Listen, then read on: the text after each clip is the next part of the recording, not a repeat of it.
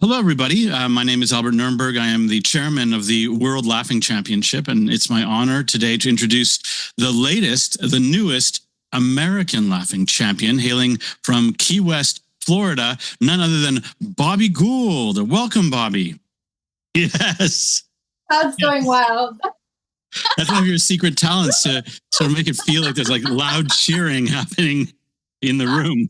Wearing my celebratory outfit. I have the jingles,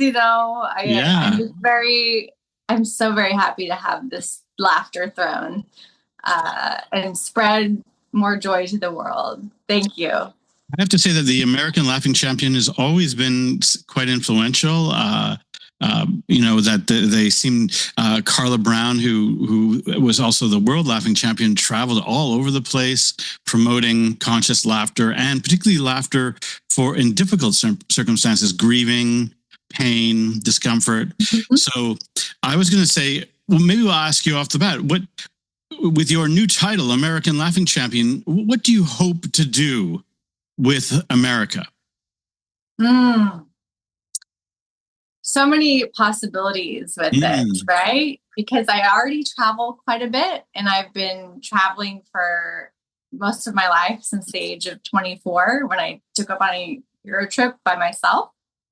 But I would really love to do traveling without borders and laughter without borders, because I believe that it's something that everybody can benefit from, and it would really just keep the flow of laughter going, and everybody be so invigorated by it that they would want to spread laughter to other people, right? So I think laughter without borders would be amazing. And I also have had a lot of grief in my life, and I had my dad pass away in 2010, and then 2022, I had like a very difficult year where I had 4 people in my family pass away just in that 1 year. I'm sorry. And thank you so much. And laughter really helped me so much to see that you can still experience the joy of life while you're grieving.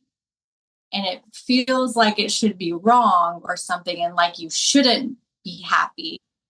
But it's absolutely possible. And it's not only possible, but it's really healthy for you to be able to laugh while you're feeling sadness or while you're feeling like anger. And I like to be able to kind of blend those two in a unique way. So I do something called like anger skipping, for example, is one of my methods. Can you tell us what is anger skipping? How does one anger skip? So I will show you. I can demonstrate here. You just get really mad. If you're not already mad, you can get mad. But if you're in a state of anger, you take this anger and you just go, oh, like, I don't know how to do this. And you just, and usually when I'm already angry, that will shift my mood completely, and I start laughing because it's so ridiculous. Is that why? Because you understand that these are just emotions that are within us, and they typically only last 90 seconds. Okay. That's how long an emotion actually lasts. But beyond that, this is a story that we're telling ourselves. So let me ask you, just get it out. Yes, get it out. Yeah. And then if you still are feeling angry, that's okay. We're not dismissing anger. Anger is an important emotion to have. It's just when you shift it a little bit like that, you can get into a higher vibration. You can look at your anger in a different way, and then you can be an observer of your emotions. Now, let me ask you to give us a bit of background. So first, I should say there's things that people should know about you, which is that you are pretty unusual. But one of the things, that, for example, you are wearing a top that you often wear. So just so people know, so tell us about this top that you're wearing right now. So this is a belly dancing top that I got actually at a yard sale in Key West. And I was supposed to wear it, I'm sure, for Halloween or something. I got this huge Halloween bundle for $20 at a yard sale. And I just looked at it and I said, why would I wait until Halloween to wear this? Like, this brings so much joy to me. And when I am joyful, I'm spreading joy to the world. And then I'm doing random things like I did in Key West, which was draw a dance circle with sidewalk chalk on the ground, and just inviting people to have a little bit more fun in their life. Like, stop taking life so seriously. Like, we take life so seriously sometimes. It's not meant to be that way. Now, just so you will show up at regular events, with your belly dance, and is it because it's shiny, it jingles, it's like and it brings music. It's I get so bored wearing normal clothes now. Yeah. Why would I wear something normal when I can make music wherever I go, and it's stimulating to me, and then people notice and they go, oh, I get so many on it, and it makes people smile and feel good. Like, your expression to the world is so much more important than you realize. I think a lot of people underestimate, when they just go to put on an outfit, they think, oh, I'll just wear this, it's no big thing. And that's wonderful. If that suits you, I'm all for it. But when you put on something that's more you, true to you, and this is so true to me because I love music, people see you in your essence, and then they feel comfortable around you, and then they feel more at ease, and then they're more likely to enjoy themselves. But I go, oh, I make music with my shirt, and people just laugh. And I love when other people feel the same joy that I'm able to feel, because there was a point in 2022 when I didn't feel like that. And laughter was the thing that really helped me out of a depression, honestly, of seeing an actual tree and going, but this tree is vibrating on its own, and it has its own emotions too. And I started thinking about how the tree might laugh, and let's have a laugh with the tree and things like that. So just said, okay, so maybe we'll take the story back. So I should explain to people, my name is Albert Nerenberg. I'm a laughologist. I am talking to the 2025 American Laughing Champion, Bobbi Gould. You mentioned something interesting, is that some, when you told your friends, or friends and family found out that you'd won the 2025 American Laughing Championship, they had an interesting reaction. How did they react? They go, of course you did. It's been such beautiful confirmation for me, because, sometimes I need those little breadcrumbs. I call them breadcrumbs from the universe, to remind me that I'm on the right path. And that even if I don't make a substantial, large amount of money from this, that it is changing people's lives, and it is something worth doing. And I do believe that if you keep doing something that your heart is invested in, it accumulates, and it ends up becoming something that will make you money. Because money is just energy. It's just a resource, and it comes in when you're having this energy. It's a magnet. It's a magnet. It comes to you when you're in this flow and in this beautiful energy. And laughter takes you there. Whenever I'm laughing, without fail, I end up making a sale on one of my books. Or sometimes people will just give me things like, hey, I'm gonna try that. I know. Yeah, it sounds very weird, I know. Yeah, and I'll be like, well, thank you. I would, like, oh, can I help you today? And then somebody will say that, and I go, okay. I wasn't expecting that, but thank you. So just so we understand, your friends were not surprised by you becoming American Laughing Champion, but why? When you were a kid, or when you, who were you? Like, what kind of person have you been up to this point? Yeah, well, this has been actually a long journey of learning to embrace my laughter and my natural ability to smile. Because when I was in 5th grade, I moved to a new school, and it was still in Oregon, but it was just from one city to another. And I remember kids going, I don't like her because she smiles too much.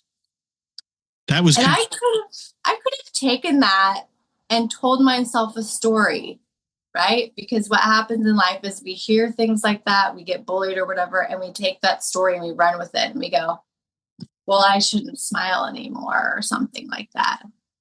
And I said, no, I'm just going to continue being me. So that's what I did. You remember in grade 5, you're at this crossroads.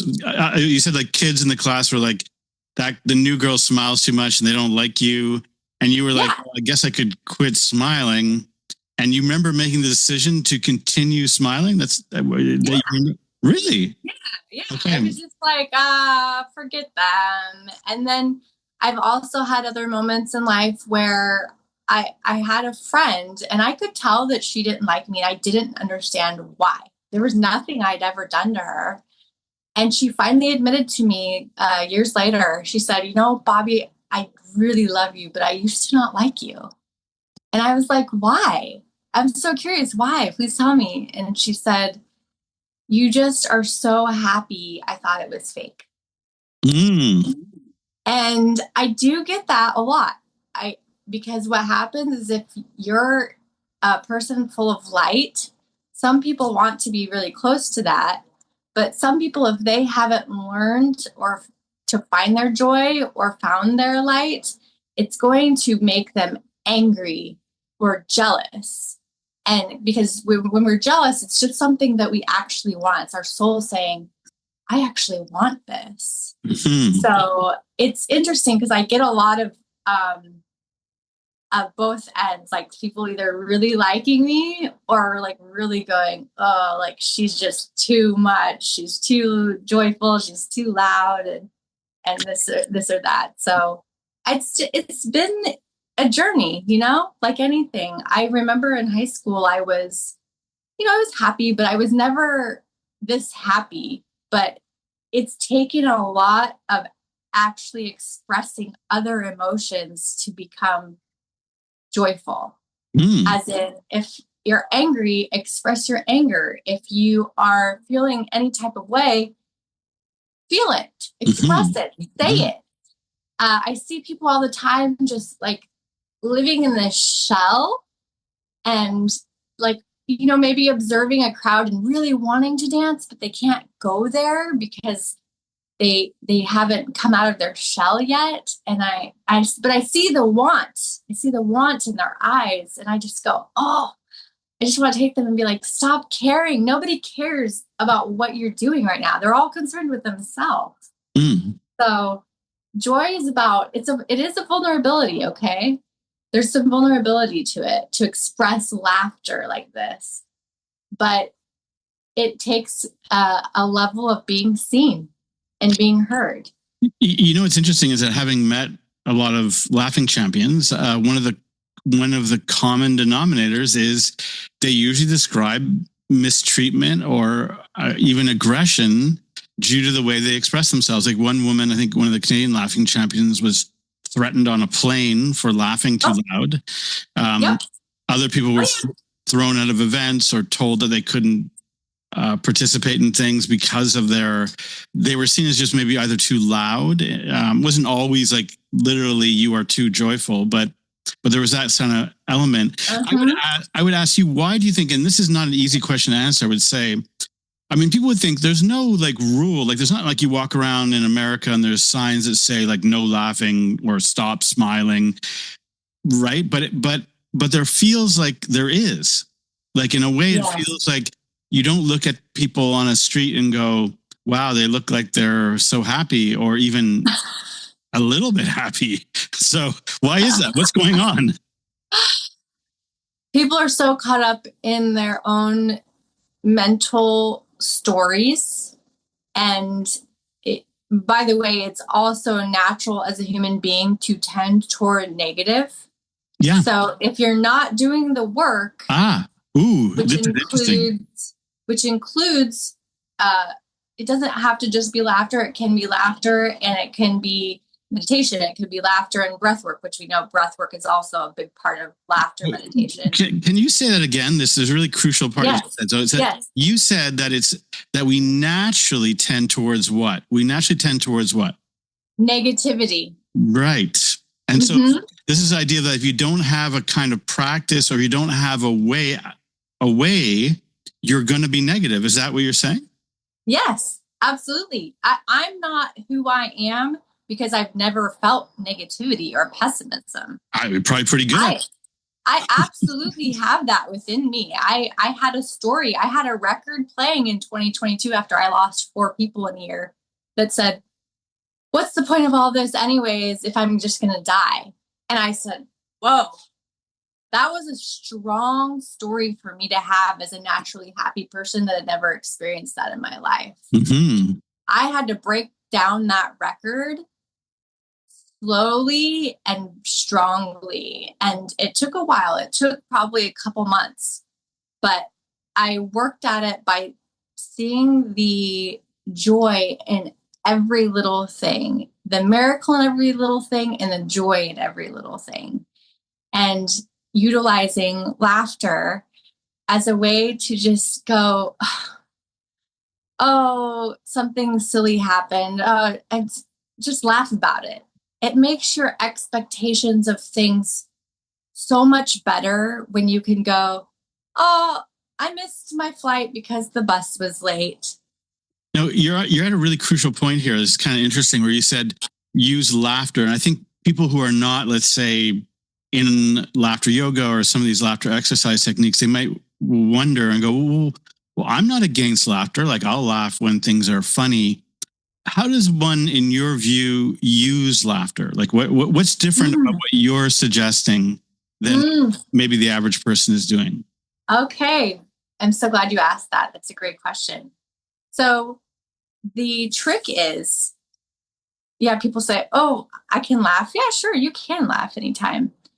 The trick is using laughter as more of a way of an exercise so that you more naturally go to laughter in an instance where you might be stressed. Yes.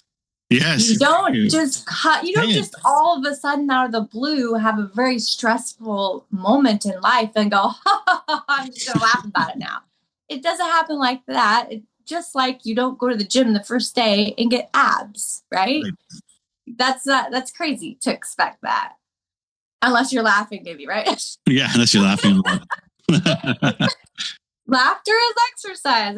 It's not as many calories burned as running, but it is nonetheless, right? So it's a practice.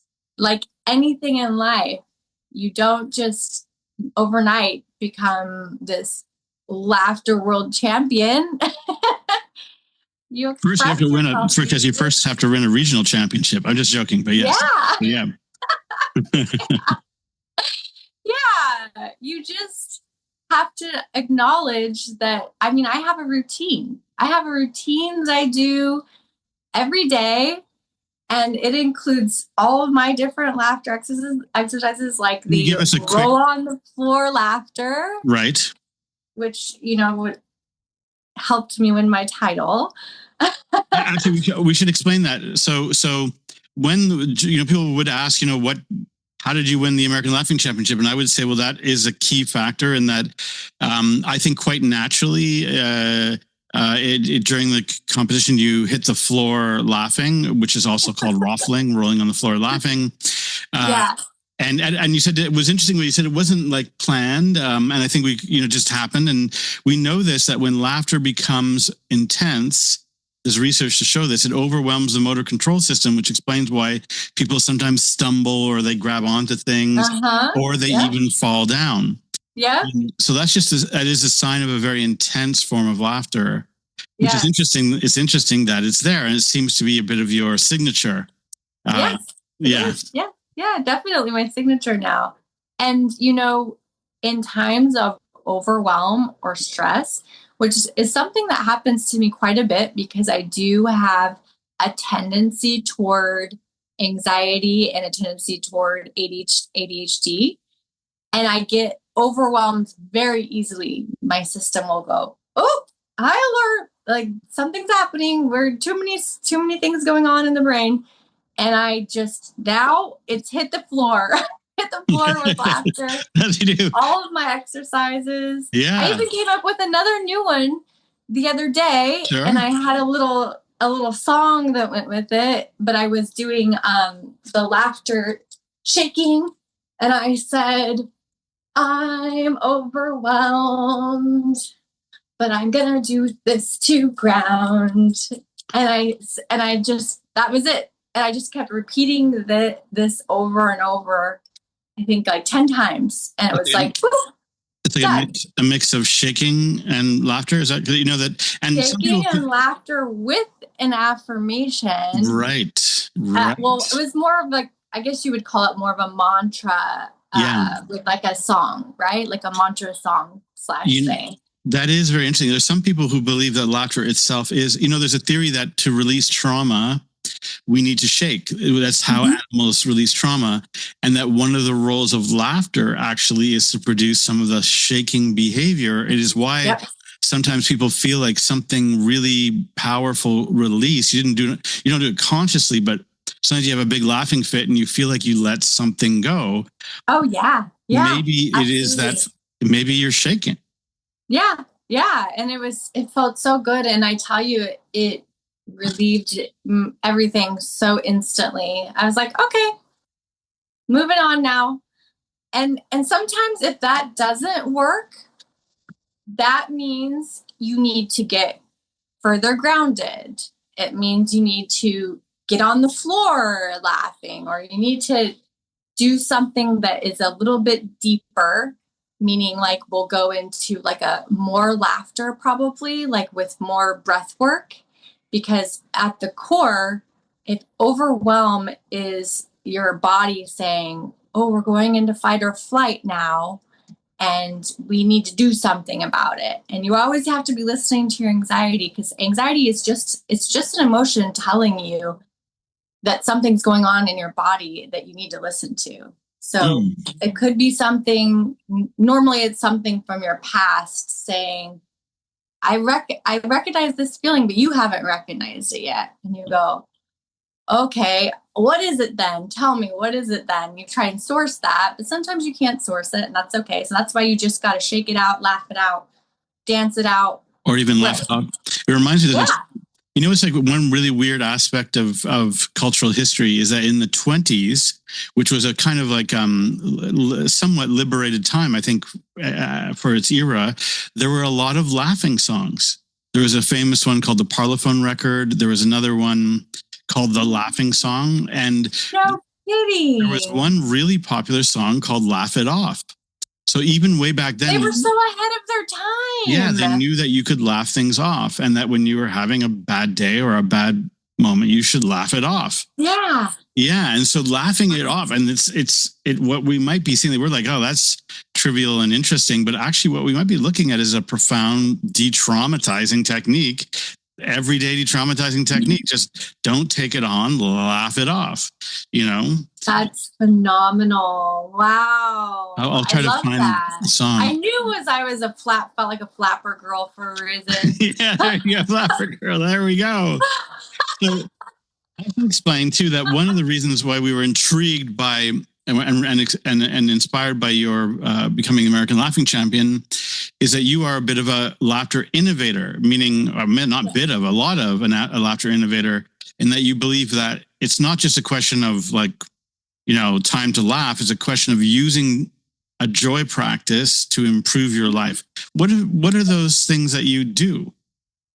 Okay, so why don't I take you through a little bit of my routine, okay? Yeah. So when I wake up, I smile, I laugh.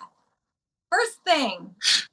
Now average people are going to say, what is there to laugh or smile about first thing in the morning? How do you do that?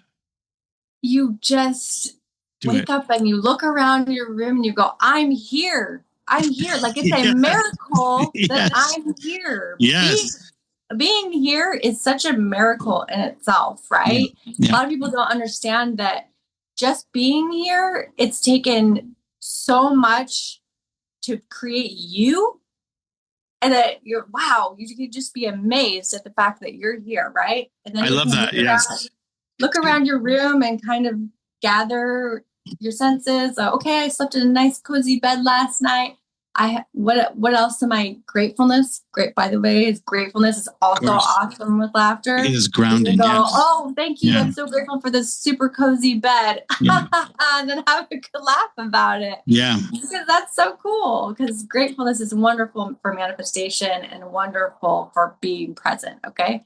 So we start with that. We do like 5 minutes of that. And then you get out of bed and you want to do, I kind of need to like wake up my body because I'm not a morning person, or even just when I first wake up, I'm just like, I feel like I've died overnight or something. So I go, okay, time to wake up the body. And this has multiple purposes, like getting the blood going, the blood pumping, and waking up each body. But I kind of, while I'm slapping it, I start shaking the leg around, and and then I go, oh, happy legs. Happy legs. Happy legs. Because then I feel like each of my body parts have their own, like a mind of their own, right? And now they're laughing. Now they're laughing with me. Slap the belly. And all of these things that I'm doing have multiple purposes, right? So this is somatic in itself. This is helping getting the blood flow going, getting the oxygen going, waking up the gut. Really, really important is your gut, brain and gut health, right? So we're getting that going. And then even tapping little points under here, which are pressure points under the armpit right here. And then we're waking up the face, and we're waking up and we're just like, maybe thinking about all the exciting things that we have going on in the day. Yeah. And it feels so good. It feels so good to be alive. It feels so good to be alive. And you just start doing a little bit of like jumping up and down. And wow, are you able to do this? Are you able to do this first thing? When I start laughing, I get on a real kick like that. And sometimes I'll just start creating other stuff. Like I created like a riding a horse challenge. Like, okay, we're on the horse and we're galloping. And then, now the horse is going really fast and we're going like this. So I'll just start creating, like, I've created so many new laughter exercises just out of nowhere, because when you're in imagination and when you're in play like that, you're more able to tap into this sacral creative energy. Your sacral exists right here, right? So when you're in this mode of play, you can access different things in your brain to where you're more creative and you're just coming up with new things all the time. It's so beautiful. One of the practices I was intrigued by is when you do something called joy walking. Yes. Joy walking. So what is joy walking? So joy walking is a practice of blending a meditative type walk with laughter. So you can go for a walk normally any day of the week, right? Where you're just thinking about, a lot of people go and like they take a walk to de-stress, which is great because walks are amazing for that. But when we add the element of laughter and meditation to any normal walk, it gives you this extra bonus of, like I said, let's stop and look at this tree, because you're always going to come across like a tree or a rock or something. And each thing in your environment has its own vibration. So you can stop and just look at a tree, for example, and just admire this tree and its presence. And then you just have a laugh, like the tree's laughing with you, because by the way, trees talk to each other, okay? So they're not completely just this obscure thing in nature. Like they have their own little language that they talk. And I start thinking about, well, does this tree have a name? Maybe this tree has a name. Should we name it if it doesn't have a name? And I just start thinking about how amazing nature is and of just being in presence with a tree. Just start laughing. And I feel like then the world's kind of laughing with me.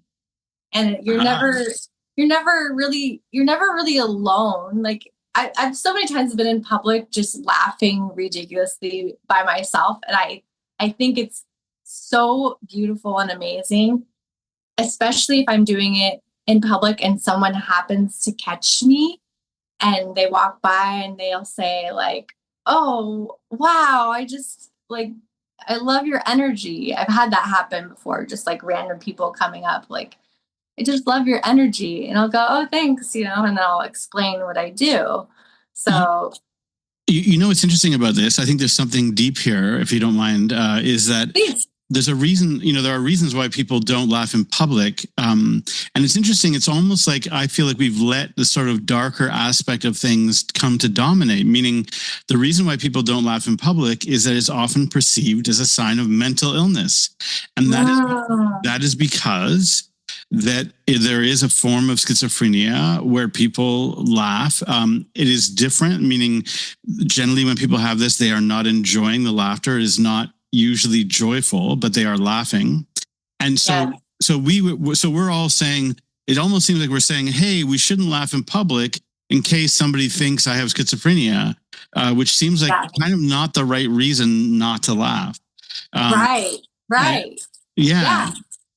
So, well, I think the way around that is when you are like do energy work, like I do, I think the way around that is just kind of like looking over at someone and being like, sometimes I don't even have to say anything, but like, do you get it? Sometimes I just like, been before told someone like, do you get it? And they were like, yeah, like you can tell when you look at people sometimes, whether they're in this zone with you of understanding that all of this, like I call it 3D, but like this physical world is kind of silly and fun. Like the fact that we exist at all and we have to go to these jobs and make money and then like have these relationships it's like this experiment in a way. And it's kind of like when you think about it like that, you lose a lot of stress, first of all, and you think of life as more of like a little fun game. And that's when the fun starts and fun things start happening. Like you start seeing more synchronicities is what I call them. Mm-hmm. And that's like, for a perfect example of that would be like, I have a co-authored book that I wrote called Not All Who Wander Are Lost. And my favorite number is 222. It's a spiritual number. And my chapter in that book ends on page 222. Mm-hmm. And I was like, I didn't even know until like a year after the whole book. And I was like, I can't believe I just noticed this. But it's really such a beautiful experiment. And there's so many things that are just, there's no way they could be a coincidence in my life that have happened. This is a really interesting debate here about whether or not the universe is playful, because the traditional definition, the way people often describe the universe, was often through the description of space, cold, dead, and that somehow accidentally we came to life here. But there's also a case for saying, no, if you think into consciousness, that consciousness can seem quite playful at times. And I like what you're saying about starting this idea, because starting with this idea that there was a kind of 1 in a billion chance that you are what you are. Like you could be a rock, you could have been a bug, but instead you're you. And what's interesting is that you make a calculation at that point. You could go, wow, look at the chances that I'm me and I'm this kind of amazing thing that's magical, and I could be magical, or I could be, there was a 1 in a billion chance that there's me, and maybe I should just go and work at my boring job at 7-Eleven, I'm not saying that some people, we have no choice sometimes about working, of course, but I think that we do make this choice to live dreary. Yes. Some people choose dreary. Because when we are not tapped into our unique traits and abilities and our gifts. Like my gift is laughter, and I'm realizing it more and more and more. And all of these little signs along the way, like winning this championship, is just the universe, God, consciousness, but it's source, whatever I call them, all the same, saying to you, this is your path. And if you don't recognize it in some way, it's going to keep giving you the signs over and over and over again. Perfect example, at my grandma's funeral service in 2022, the man was giving his speech, and just right before he started the speech, he said, he pointed to me and he goes, I'm sorry to point this out because I don't want to embarrass you, but we love your laughter. And if we could bottle it up somehow, that would be amazing. And I said, okay, well, what does this mean? Okay, universe, I get it. But what does this mean? How do I make the world understand this? How do I make people that are in stiff boardrooms, CEOs that think that making their dollar is the most important thing? How do I convince them that this laughter is energy that they need to actually move the needle, right? Because, and it's not even about the money, it's about the energy. It's about the love that you give yourself and about the energy, because the more you have for yourself, the more it goes out into the world. That's right. So, it sounds like you've defined your mission. Your mission to bring laughter to America. Jokingly, we said to make America laugh again. That's one of your missions, because America's gotten kind of crazy and weird lately. So, yes. So, to put it mildly. So it needs. Do you actually think laughter would help America right now, or would it be a diabolical laugh? It might start as diabolical. Let's be honest. But I absolutely think people need it more than ever right now. And I know there are so many differing viewpoints on things, but I love when people have conviction about whatever they feel, and I love challenging their convictions. And it's so fun for me and to create a discussion around it, because I don't view I view opinions as opinions. I don't usually get worked up about someone coming to me from a different viewpoint. I just am like, this is a person and this is their opinion. I think so oftentimes we see people with a different opinion as like, that's my enemy. And, instead of going, this is this person, this is their opinion I don't like. Okay, I still love them as a human being. I might not want to see them all the time, but you can do this. It's possible. It's possible.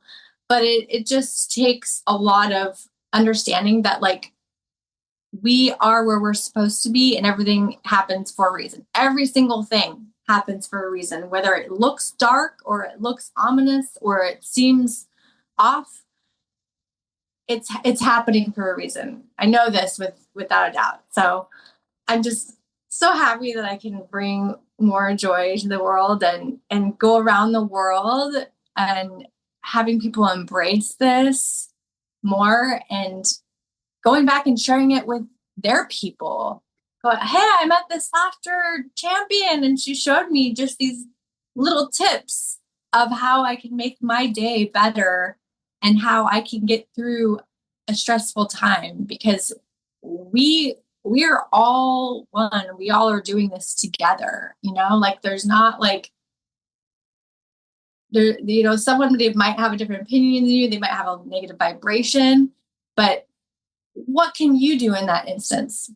Having a different perspective and being in your own energy sometimes is like the best thing you can do. You laugh and you just go, and maybe you laugh and walk away. Laugh it off. You laugh and you laugh it off. You laugh it off. You walk away. You laugh toward them. Laugh away from them. But it's all we can do right now. Right. It's all we can do. So that might be a good place to end it. Thank you. That's well said. And yeah. Let me just, for the people who have just tuned in, you are sitting in. My name is Albert Nerenberg, chairman of the World Laughing Championship, and I've been interviewing the recently crowned American laughing champion, Bobbi Gould, and her fabulous dress. So you might see her around America laughing. She's just won and very excited. And she will be invited to the World Laughing Championship, which is September 20th, 2025, still a few months away. We're always interested in her innovations. And is there a formal place where people can find you? Do you mind if people follow you on social media? Oh, please. Yes. Go find me at One Fun Girl Travels. It's spelled with a number 1. FUNGRLTRAVELS. So One Fun Girl Travels, spelled kind of funky, but that's just been like that forever and I haven't changed it. And follow me there and hit me up for any kind of laughter sessions. I do guided meditations, Reiki. I'm Reiki attuned. I'm getting long distance Reiki attuned next week. So I can add that to my tool belt. And I'm also a coach. So I do a few things. And I really love tapping into my intuitive side to help people with body work and helping them laugh through that, because it's a really interesting mix for me. So, beautiful. Okay. Yeah. So a lot of reasons to get in touch if you like. Yeah. All right. Absolutely. Yeah. Okay. Thank you. Thank you. Congratulations once again. And we look forward to seeing you at the Worlds, but also just around America. Yes. Keep laughing. Laughing without borders. That's right. Love it. Okay. Thank you. Thank you.